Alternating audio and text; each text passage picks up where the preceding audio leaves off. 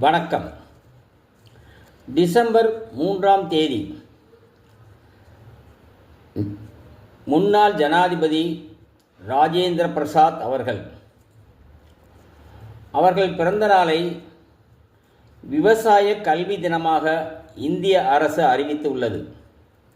மேலும் இன்றுதான் தேசிய சுகாதார தினம், மேலும் உலக சர்வதேச மாற்றுத்திறனாளிகள் தினமும் இன்றுதான். அதைவிட முக்கியமானது, 1984 இந்தியாவில் ஏற்பட்ட போபால் விஷவாயு கசிவு பேரழிவுதான்.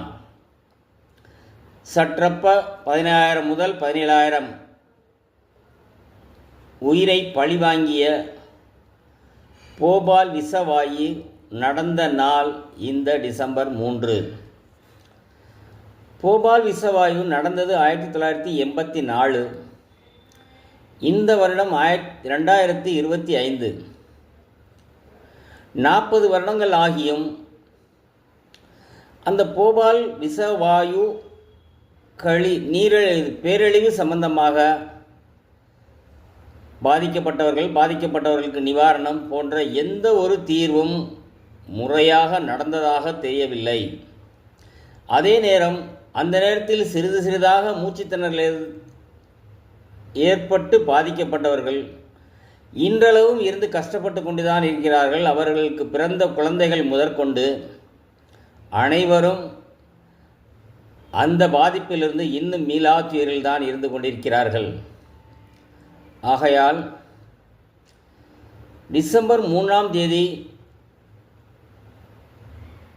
நல்ல தினம் என்று சொல்வதை விட இந்தியாவிற்கு மிகவும் பாதிப்பை ஏற்படுத்திய ஒரு கொடூரமான நாள் என்று தான் சொல்ல வேண்டும். இருந்தாலும் இது இயற்கையாக நடந்தது தான். ஆகையால் அதற்கு யாரையும் குறை சொல்லி ஒன்றும் ஆகப்போவது இல்லை.